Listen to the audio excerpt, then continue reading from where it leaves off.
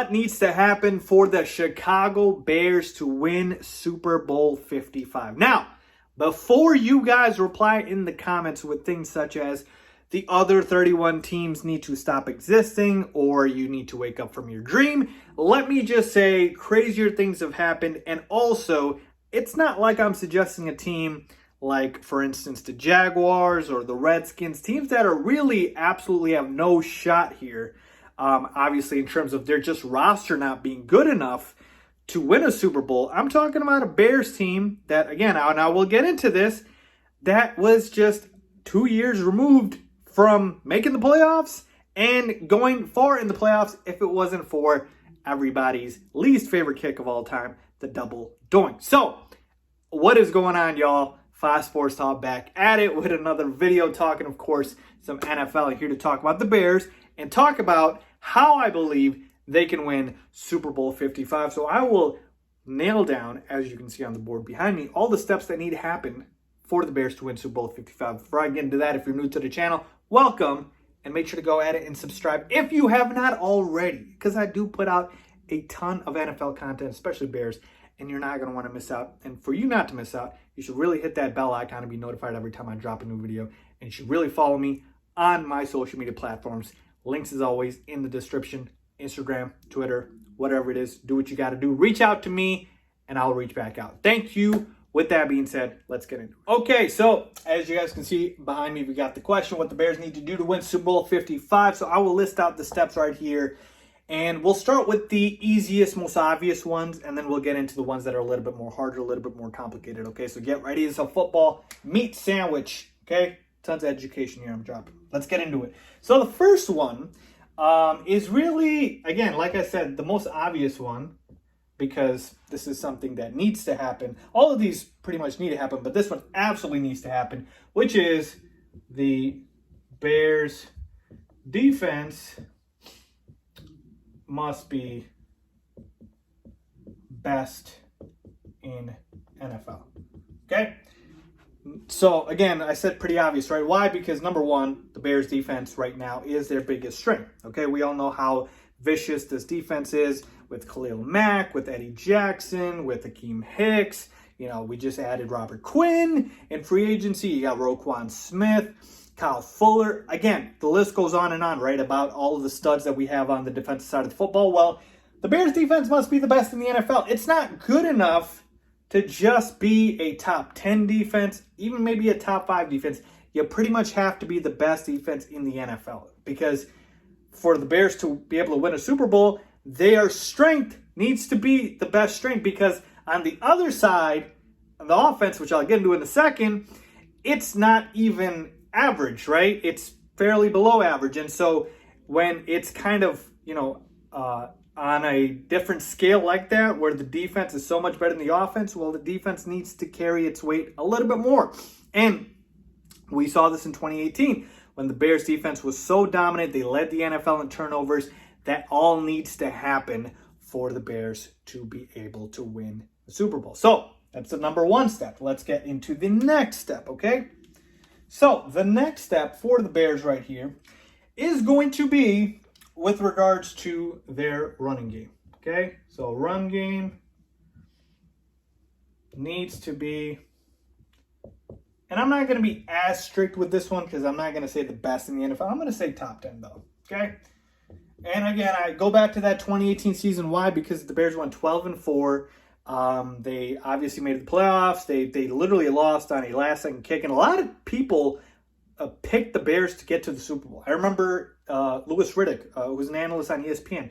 He picked the Bears to get to the Super Bowl. So that year, the Bears were considered Super Bowl contenders, right? And what happened that year? The Bears' run game was actually very good. They were 11th in the NFL. A lot of people think that the Bears' the Bears' pass game was the reason they were good in 2018. Not true. Okay, Mitchell Trubisky obviously had his best year, but that is not because of the passing game, because the Bears ran the ball really well. And that includes the quarterback, Mitchell Trubisky, who had his best, running season as well. And so when I say the run game needs to be top 10 here, obviously we're talking about the running backs, but also if Mitchell Trubisky ends up being the starting quarterback, that also needs to play a part in here where you use Mitchell Trubisky's legs, which are pretty much his best asset at this point, okay? So that needs to happen.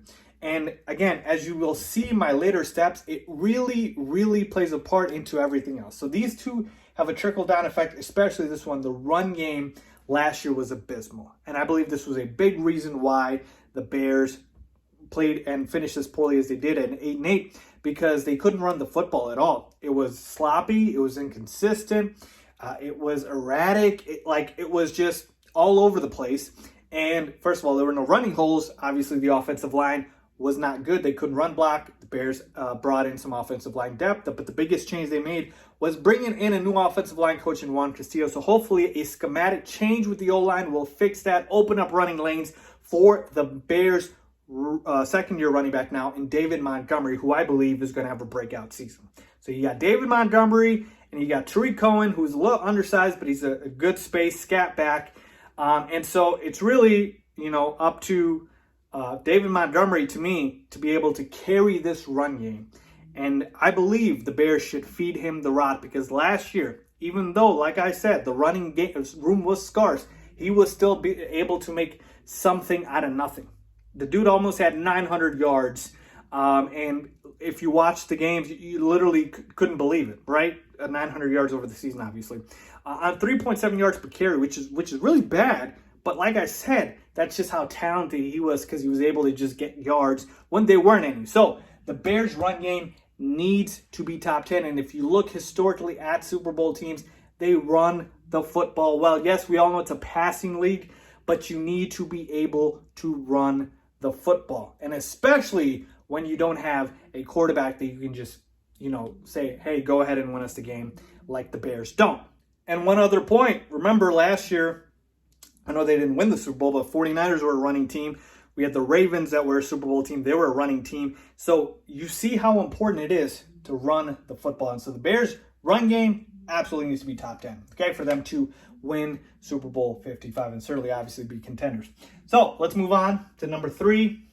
Now it's getting a little bit more complicated. Now it's getting a little bit harder. We're going to need another, I'll just say, weapon outside of A-Rob is an Allen Robinson to emerge. Okay?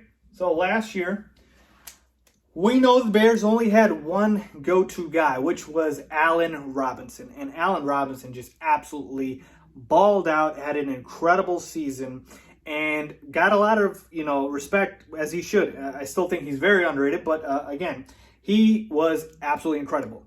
But there's good and there's bad. The bad part was he was the only one that was incredible. The Bears didn't have a singular other threat outside of him, okay? Got next to nothing from the tight end position. Trey Burton was hurt all year, and you had practice squad guys behind him. Anthony Miller was very inconsistent, the number 2 receiver. Pretty much a no-show in the first half. In the second half, he had a couple big games. But again, no consistency all year round. The third receiver, Taylor Gabriel, wasn't very good either. And then you had a rookie receiver, Riley Ridley, didn't show up as much. Jawan Wims behind him. So, again, behind Allen Robinson, nothing. You pretty much got nothing, really, outside of spurts from Anthony Miller. And so you take a look at the receiving game.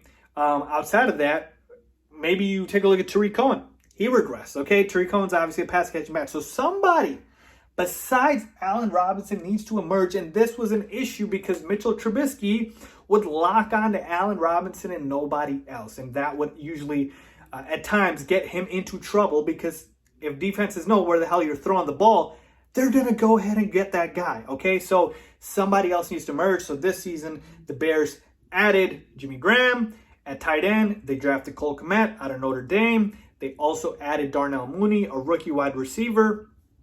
And they added Ted Ginn Jr. In free agency as the number 3 receiver. And so they've added a couple of pass catchers here. The best case scenario is Anthony Miller becomes that other option because he's by far the most talented out of all of those guys that I mentioned, okay? Cole Kmet, I love him. He's the best tight end in this year's draft, but playing time is going to be a little bit of an issue because he's going to be behind Jimmy Graham, and rookie tight ends tend to take a while to develop, okay? Jimmy Graham, don't have much hope for him because I believe he's a little over the hill and washed up, but again, if he ends up emerging as a threat, that'd be fantastic for the Bears. Just somebody reliable outside of Allen Robinson, where defenses can't just key in on you and focus on that. It would be huge, okay? Because, again, like I said, you just can't have one guy. You need another one, okay? All Super Bowl teams, tend to have more than one, go-to guy. And obviously, the more weapons you have, the better. My bet, again, I believe it'll be Anthony Miller, but I would love for the tight end game to emerge. My hope is for the tight end games to where like we have the two tight end sets with Jimmy Graham and Cole Kmet, and they both obviously allow the middle of the field to be a place where we can target the football with either Mitchell Trubisky or Nick Foles, be that security blanket for those quarterbacks, and kind of go from there. Okay, moving on to the next thing the Bears need to do. And we finally get to the quarterback position here, okay? So the quarterback needs to play pretty much mistake-free football, okay? So, again, play smart is what I could say here. Now, again, let me correct that here. Now, again, this might seem like a little bit of a cop-out because it's like, okay, like we get it. That should be for any quarterback, right?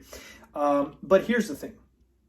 If we're talking about a team where I clearly have mentioned our defense is elite, the running game should become elite, and, you have a scarcity of weapons, well, that would mean that there's less on the quarterback's plate, as it should be, because you don't have a Russell Wilson, you don't have a Patrick Mahomes, you don't have an Aaron Rodgers back there to just say, hey, just win us some games, okay? So when you don't have that guy, you're going to need to compensate. But the one thing you just need that guy to do is to not shoot himself in the foot, okay? If I tell you here, just handle this, okay? Just hold this, walk it all the way till there without dropping it. Do everything else, just don't drop it, okay? And that's really what the Bears need the quarterback position to do. Now, obviously, we want the quarterback position to play well. But again, you can't have everything. And so my only expectation is you just play mistake-free football from the quarterback position. Last year, Mitchell Trubisky had 17 touchdowns and 10 interceptions. Now, again, 10 interceptions are not that bad. But again, obviously, he still regressed last year. Nick Foles didn't have a very good season at all with the Jacksonville Jaguars. He was hurt. He was injury-prone. Now, both of these guys are guys that have a 2-to-1 touchdown interception ratio. So for every two touchdowns, for every time they throw two touchdowns, they throw a pick. And so, again, I'll take those odds. And if that ends up being the case, so be it. It's just, I don't need the pick sixes. I don't need the fumbles. I don't need all of that. Just play mistake-free football because you've got the running game that's going to support you. You've hopefully got, somebody besides, you've got Allen Robinson and hopefully somebody else, another threat emerging.